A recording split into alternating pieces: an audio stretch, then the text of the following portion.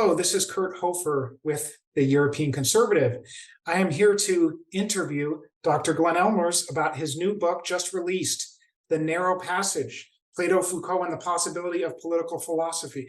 So first off, thank you so much for being on, and I'm really excited to have you. I'd like to introduce you briefly. Glenn Ellmers is a senior fellow with the Claremont Institute and holds a PhD in political philosophy and American government from Claremont Graduate University. The Claremont Institute is a conservative think tank founded by students of the famous political philosopher Harry Jaffa, about whom Ellmers has dedicated the first, and for now, only comprehensive analysis and guide to his thought, entitled The Soul of Politics, Harry v. Jaffa and the Fight for America, which is a book I've also read. Ellmers' political commentary has been widely published by dissident right outlets such as American Greatness, Chronicles, Modern Age, and The American Mind. His most recent book, The Narrow Passage, shows his continued interest in what might be called the Claremont School of Conservatism. That's my label. I don't know if you're going to adopt that label or not. We can discuss that, which places a special emphasis on the aforementioned Harry Jaffa, as well as his mentor, another famous political philosopher, Leo Strauss. Dr. Ellmers, I'd like to begin not by quoting you, but rather Charles Kessler, because I believe the quote is relevant both to your book and to the broader academic tradition which you represent. In his book, The Crisis of Two Constitutions, Kessler argues that in addition to the field of economics and jurisprudence, political philosophy also played a major role in the counterattack against modern liberalism. As Kessler states, and I quote, "The progressives' attempt to replace political philosophy with social science foundered. After World War II, an unanticipated and unsung revival of political philosophy began, associated above all with Leo Strauss, questioning historicism and nihilism in the name of a broadly Socratic understanding of nature and natural right," end quote. So that's a big quote, a lot to unpack there. But let me start by asking you sort of a basic question. What is political philosophy? Why is it important? And can you tell us a little bit of the backstory of the revival of political philosophy in the post-war era? Sure, happy to. First of all, thanks for having me on. I'm delighted to be here. Uh, Political philosophy originates with Socrates. There had been pre-Socratic philosophers who were mostly natural scientists, but Socrates, in a way, is the first political philosopher. He, as a later philosopher, Cicero, a famous Roman statesman, would say, Socrates brought philosophy down from the heavens and into the city. And it's Socrates who turned to the question of the human things. What is the best way of life? What is justice? What is happiness? What is love? What is friendship? And investigated these questions by challenging and talking to his Athenian fellow citizens. That approach to philosophy dominated throughout the West up until about the 19th century, when, for some reasons we can get into, these doctrines emerged that you mentioned, especially historicism, which posited the idea that all thought, all truth is historically contingent, and that history was progressive, and that what is true for us now is not what was true in the past, because we are bound to our time and place. And so when this philosophy took hold, and it's as dominant among the intellectual class now as it ever was, people stopped being interested in what had been considered for a long time the permanent questions. They stopped being interested in Plato and Aristotle because they thought that those figures represented Greek thought from that time long ago, but it was no longer relevant for us. And we can talk a little bit about how social science, which transforms questions about justice and morality into technical or methodological questions, eclipsed political philosophy. But Leo Strauss in the 20th century revived the serious study of political philosophy, I would say almost single-handedly, by challenging the premise of historicism, by challenging the idea that all thought is contingent, that we are trapped in our moment or our culture, and revive the serious study of the Western philosophical tradition, beginning with Plato and Aristotle and all through the Middle Ages. So that's just by way of background, a brief overview. Excellent. Can you tell us when specifically historicism really takes root in the Western tradition, or maybe the Western, you could almost call it an anti-tradition in a way, because it's jettisoning the past? Right. So in some ways, Rousseau is the first to understand politics in a historical way. He thinks man as a political animal emerges historically. For the ancients, especially for Aristotle, man is defined by his political nature. Um, we find our fulfillment, we find our natural potential in political life. And Rousseau begins the idea that politics emerges through a historical process, but it finds its culmination really, as I say, in the 19th century with Hegel, a figure many of you have heard of. Hegel and then Rousseau and some of their 20th century followers developed the idea that history unfolds towards a process, and out of this you get the idea of the end of history, that history points to a culmination, and therefore it leaves other things behind. Truth is discovered, as you may say, in an unfolding process, and therefore we're necessarily more advanced, wiser, uh, more progressive, literally, than figures of the past who are no longer very useful to us. Okay, thank you very much for that.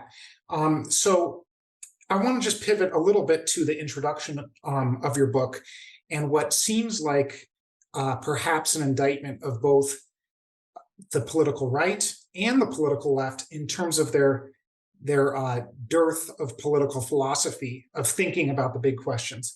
Just this very quick quote, you say, today's intellectual class can offer no rational alternative to postmodern relativism and nihilism. Those are terms which we've brought up in the previous question. I wanted to ask you, to what extent is that statement of yours a critique not just of the political left, but also of the political right? Yes, so I want to emphasize first, I think I emphasize, and many of my friends associated with the Claremont Institute emphasize the need for tactical, strategic, political alliances with everyone on the right.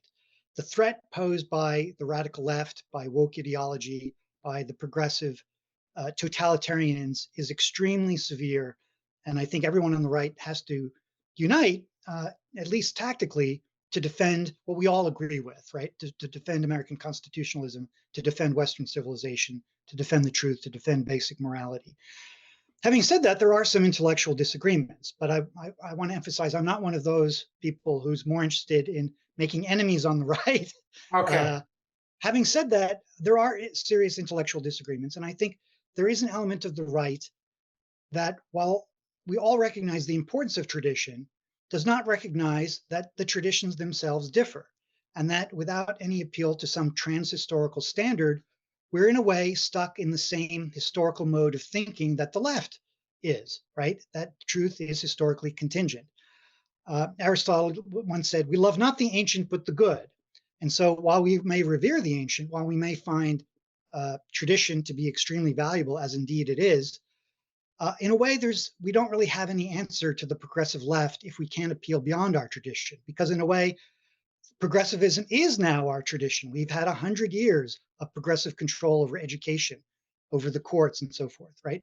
And so unless we can appeal to some objective standard to judge the good traditions and the bads, we're sort of stuck. And so I would say that the right also needs to take political philosophy seriously, also needs to take seriously the idea of natural right, which this is this idea that comes out of the Greek philosophers, that right and wrong, justice, the good life are grounded in nature. And Strauss liked to say, nature is older than any history and any tradition. Okay. Well, I want to, without revealing ahead of time my further questions I have for you, I would like to get back to that idea of that objective standard, where it comes from. But before we go on to that, let's talk about one more question. In your book, you praise classical philosophy as a true reflection of man's nature, his need for purpose, community, belonging, and the like. The modern project, by contrast, and you trace some of Leo Strauss's ideas to make this point, tries in essence to, quote, kill philosophy, to kill the big questions, if you like, of why we are here, our purpose, to whom we belong, the community, the nation, by turning politics into a mere technical pursuit of rational self-interest and providing for one's basic needs. You identify Machiavelli, Hobbes, Descartes as some of the first wave of modern thinkers to decouple politics and philosophy.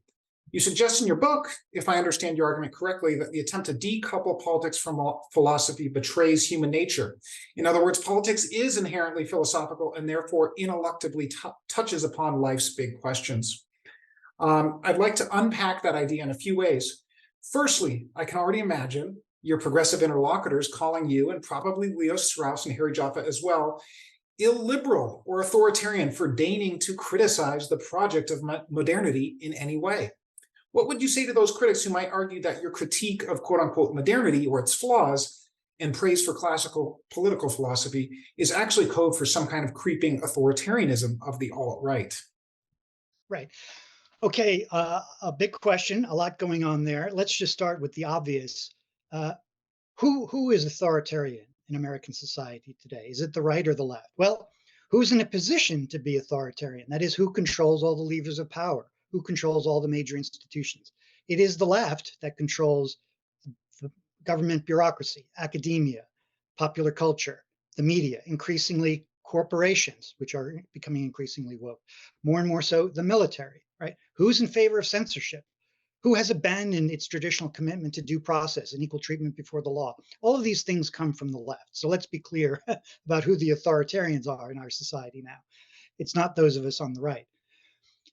The other thing about the critique of modernity is, and this might be getting a little too deep in the weeds, so stop me if you think it is, but modernity in a way, or you could say modern philosophy, is running up against two contradictions, and they represent what is in a way the inherent anger and incoherence and contradictions that you see on the left today. On the one hand, modern philosophy believes in science, right? That uh, only quantitative knowledge is valid. The fact value distinction is something you've heard of, probably that your listeners have heard of. This is an idea that comes out of the idea that since all truth is historical, uh, um, uh, our values are merely subjective. There's no transhistorical standard. And Yeah, I so think you refer in your book that component of modernity, you refer to it as the rational bureaucratic state or something along those lines. exactly. So Hegel, this idea of the end of history, the rational state, tells us that all the basic questions have been answered. And so, as you said, politics becomes merely technical, right? All we need to do is apply science and the scientific method to treat people mechanistically because there are no longer any meaningful questions about right and wrong. But that's running up against another element of modern philosophy, which also is very dominant on the left, and that's postmodernism. So, what happened with Hegel and the end of history idea, and especially in its Marxist version, is history became disappointing, right? Progress didn't lead to the final utopia, right? Hegel and Marx promised that we were going to emerge to the sunny uplands of perfect happiness and joy and the workers' paradise and the end of all conflict, and it didn't happen. World War I, World War II, the nuclear bomb, various things disenchanted the left. And so thinkers like Nietzsche, above all, emerged and said the promise of progress was a fraud. But he still believed in this idea that there's no transhistorical truth. And so what you get out of Nietzsche and others is this idea of nihilism, that we just live in a meaningless, empty world. And if all truth is subjective, if there is no objective ground for anything, then there's also no claim for science. And so you have, on the one hand, the believers in the rational state and bureaucratic expertise, represented by Fauci and the CDC and the government bureaucrats. On the other hand, you have the postmodernists who say mathematics is an imposition of white hegemony, right? All truth is subjective. Uh, there are no natural grounds for the distinction between men and women. And these two things are in conflict.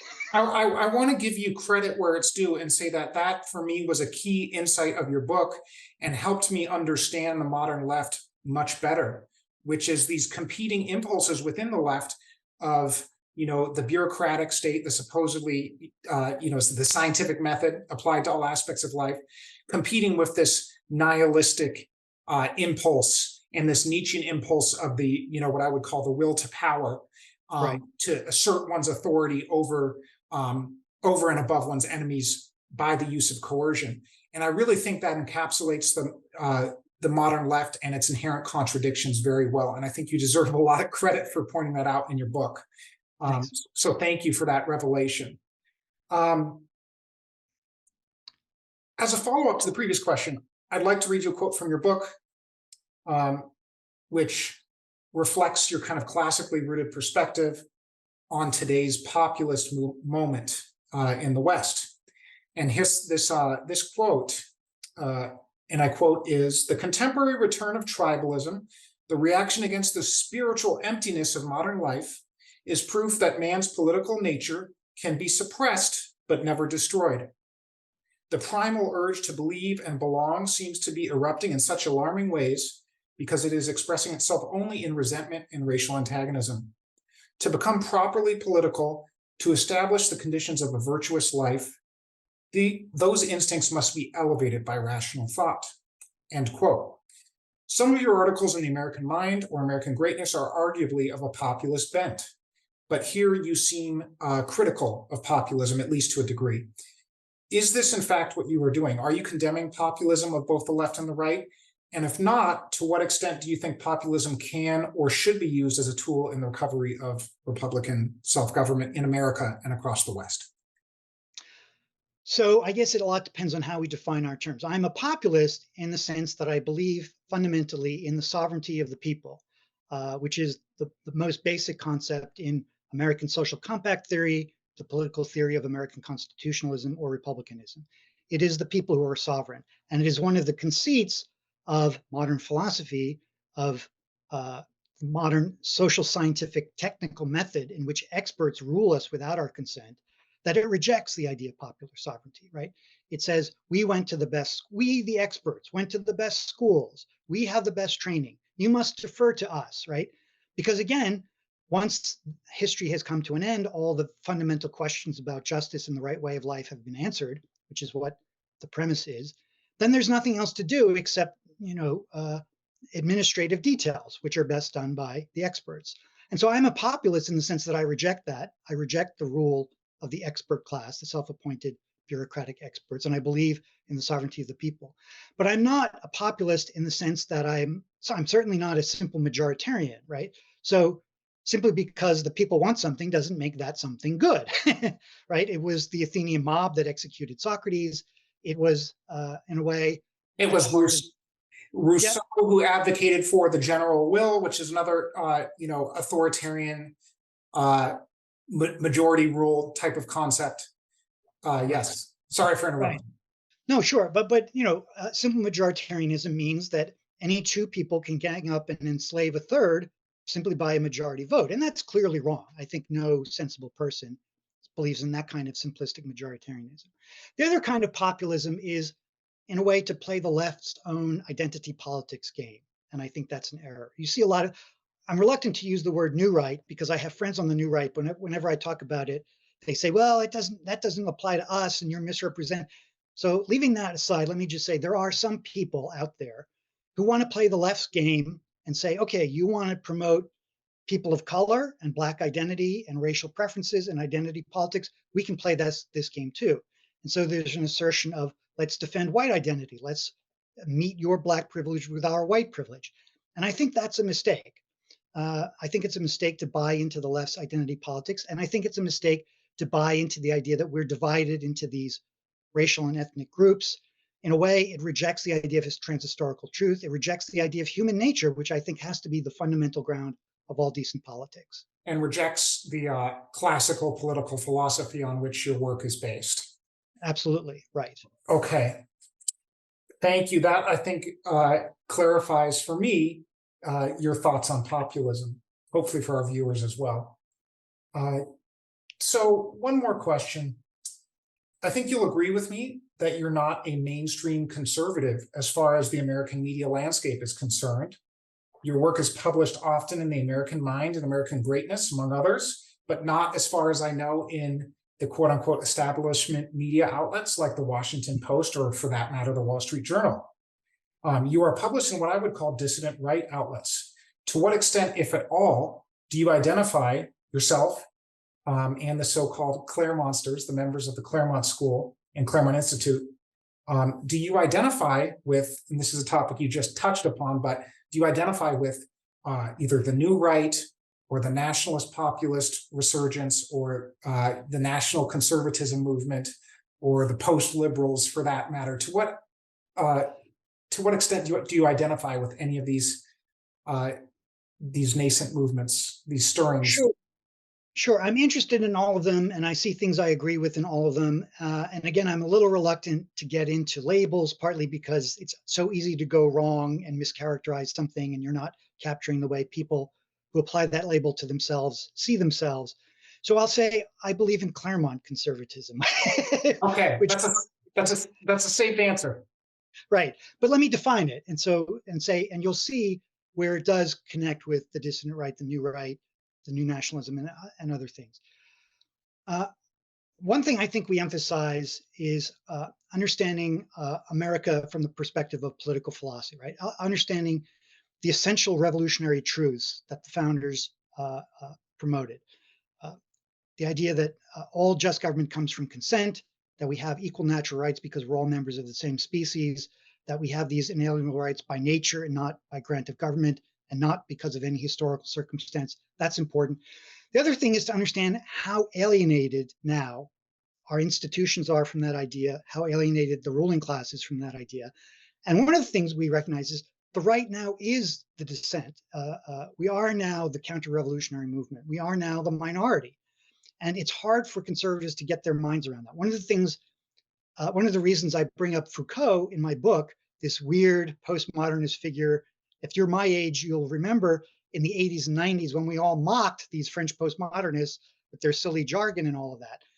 The reason I think he's worth paying attention to, and I think people on the right need to pay attention to him, is he shows very clearly how power structures work in the modern world. And the power structures in our society are controlled by the left. And we on the right have to get our minds around the idea that we are outside the power structure. We are the dissidents. We are the minority. And Foucault turns out to be very helpful for helping us understand how that works, how to challenge these anonymous power structures, which are detached, again, from all understanding of natural justice or human nature or any limits on power. You referred earlier to Nietzsche's phrase, will to power. That's what it means.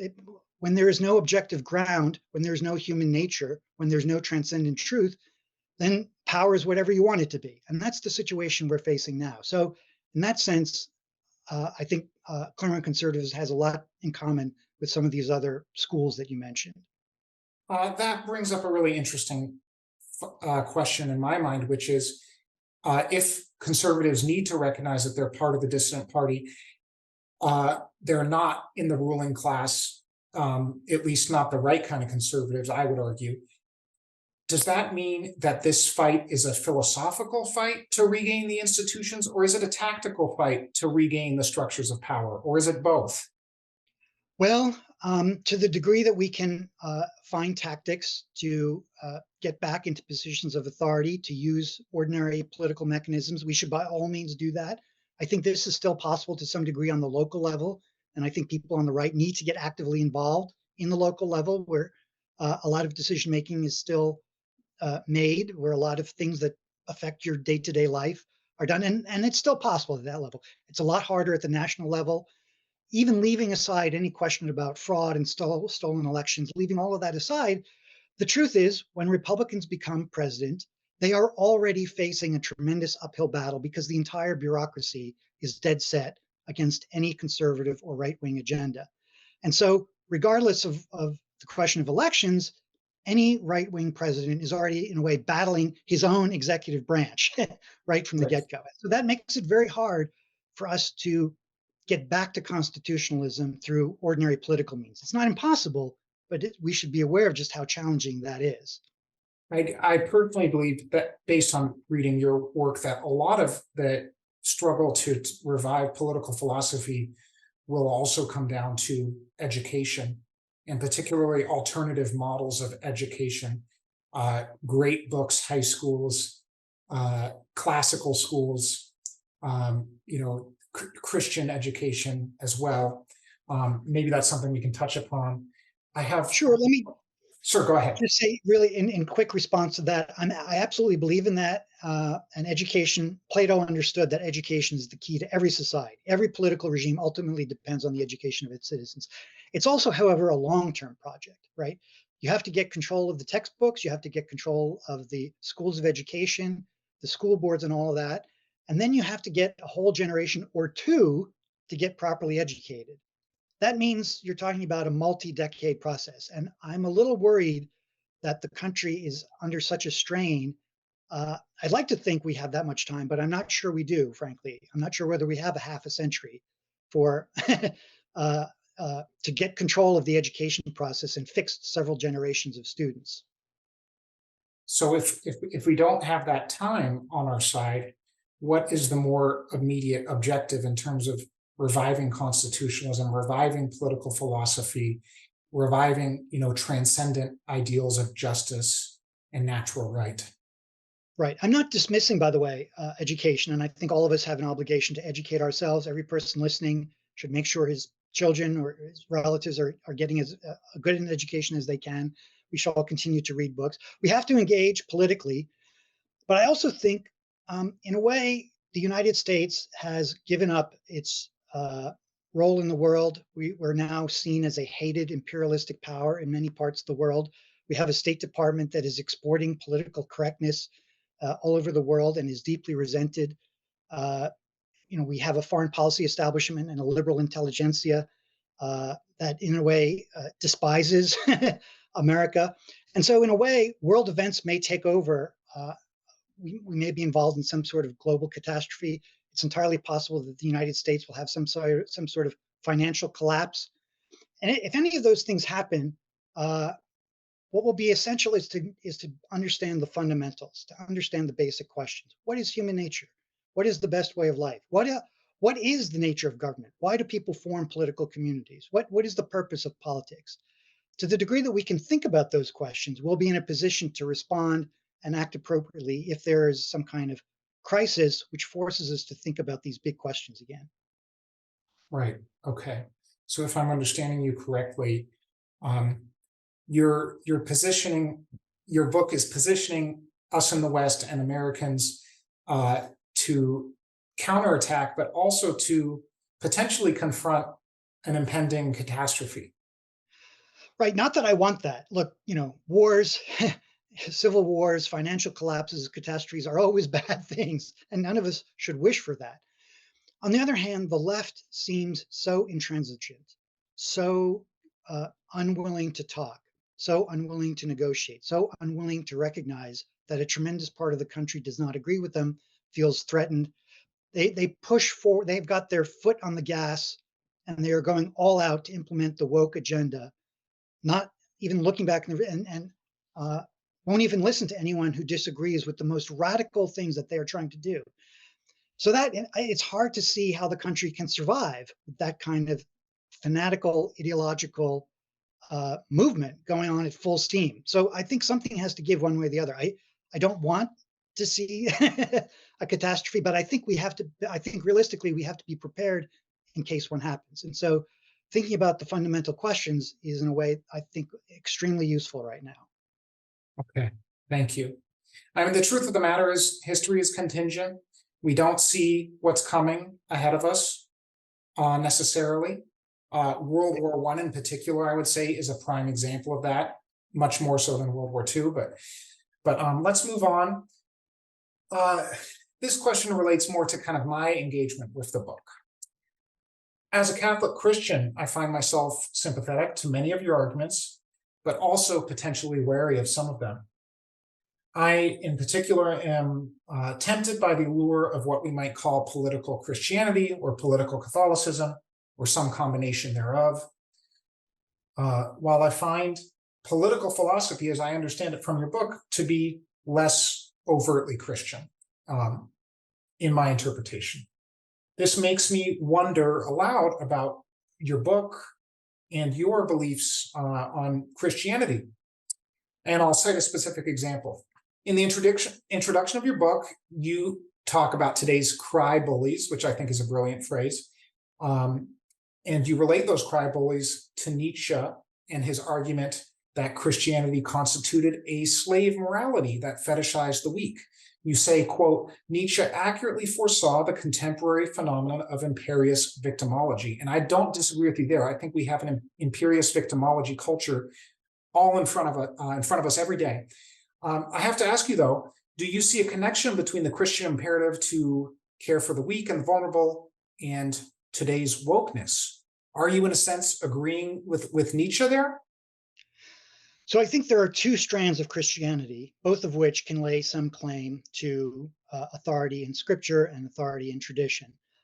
One is a very strong and muscular form of Christianity If you go back and look at some of the political sermons that were preached during the time of the American Revolution, I mean, the revolution was carried through the popular mind through through two mechanisms, through two methods of communication: pamphlets and sermons. And if you go back and look at the sermons from the founding era, they are tremendously political, vigorous, strong. They talked about natural rights. They talked about the Christian obligation to overthrow tyranny. There was this very popular phrase, no king but Christ. And so it was a very muscular, militant form of saying, if we want religious liberty, we have to be prepared to fight for it. That form of militant Christianity is one side. The other form, which is uh, meekness, subservience, we shouldn't challenge the state. We have a duty to obey, just do Render our unto own. Caesar. Right, right. And that also has some authority, but it's that strand that Nietzsche was critical of because he thought it made men turn people into doormats, right? And I think you do see this. I think that the reaction of many, many churches to the COVID crisis was very disappointing. The generation of Americans in the revolutionary era, I think, would have been deeply distressed to see how easily many churches went along.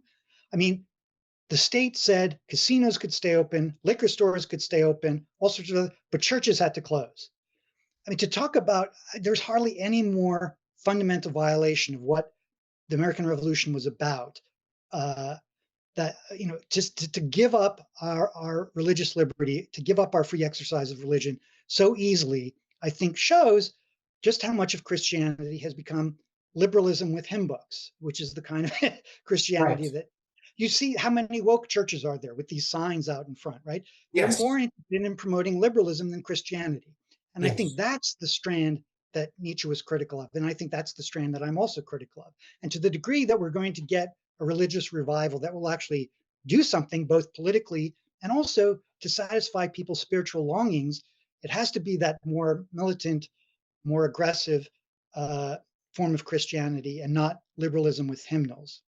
Okay. So if I'm understanding you correctly, Christianity needs to be more countercultural in the true Sure, sense. Okay. sure, sure. And And not afraid to stand up for itself and to stand up for the faith. I mean, soldiers for Christ is a phrase you don't hear much anymore. yes, yes. Okay. This kind of leads into my last question, and I think you've already answered it to an extent, but I'll put it out there anyway. Um, in what ways can a revived tradition of political philosophy that you advocate for engage in meaningful dialogue with what we might call the based Christian thinkers, the kind of muscular Christianity you refer to? Do political philosophy and political Christianity speak to each other or merely past each other at this juncture in time? To some degree, past each other, but I think potentially there's the possibility of dialogue with each other. Again, if you're leaving aside the woke churches, the liberal churches, but the ones that are who do think that Christians have a duty to engage in politics, I think they have a lot to learn from political philosophy, uh, just in terms of what effective political action looks like, what the principles of sound and healthy politics are. The Bible is a tremendous source of wisdom, but not necessarily political wisdom. One of the things that political philosophy does is understand how do institutions work. What should we do to teach political prudence? And I think Christians, to the degree that they want to be active in politics, and I think they should, have a lot to learn from political philosophy, which has studied the history, the traditions, the principles, and the practices of good politics. The other thing to keep in mind is politicians don't make good theologians. There was a reason that the American founders wanted to have religious liberty. They saw what had happened through hundreds of years of religious conflict in Europe, and they wanted to avoid that here. And so that separation of church and state is not meant to disparage the role of religion. In a way, it's meant to liberate it. One of the things that the Christian pastors and sermonizers that I mentioned earlier said during the revolution is, in a way, Christianity can now flourish for the first time because it's been unshackled from the state. It's been unshackled from official, right? We're no longer going to weaponize government to impose the orthodoxy of whichever faction happens to be in power. And so getting the state out of the business of writing catechisms and imposing orthodoxy allows Christianity to flourish and do its work. And I think Christians, to the degree they want to be active in politics, have to recognize that. And I think some of them don't always do. Okay, thank you very much. Just as a brief follow-up to that, you mentioned the separation of church and state. Should a philosophically sound American republic promote Christianity? Can government promote religion? So this is a tremendously complicated question. I would refer you to two friends and teachers of mine who are carrying on at this moment, in a way, a very fruitful debate on this. There's an older scholar affiliated with Claremont named Thomas West, who's written very, very good, thoughtful books on the political theory of the founding. And then a friend and colleague of mine at Notre Dame, who is becoming one of the leading experts on religious liberty and religious expression in the United States. His name is Philip Munoz. I would urge you to compare Thomas West's work and Philip Munoz's work. These are two very, very thoughtful guys, and they're working out this complicated question. They largely agree, but the precise contours of what does establishment mean, how much establishment is allowed at the federal level versus the state level, these are complicated. I think the general answer is government should certainly encourage a moral and religious people. All the founding fathers thought that self-government was possible only with a moral and religious people. And encouraging that in a broad way is not only appropriate, but it's entirely justified and even necessary. What that means in practice, you really have to get into some nitty-gritty there. Thank you very much. Thank you so much for your time. I just want to remind our viewers that The Narrow Passage, Plato, Foucault, and the Possibility of Political Philosophy is available now. It's a slender book of about 80 pages, so you can tackle it. You can tackle it fairly quickly, although I will say it's a dense read. It's not light reading. I have to also just point out that I really admired the book. I learned a lot from it in terms of a better understanding of political philosophy as a category. And I really encourage all viewers who listen to this interview to read your book and delve into the debate. Thank you very much, Dr. Ellmers. Thank you. It was a great conversation. I appreciate it.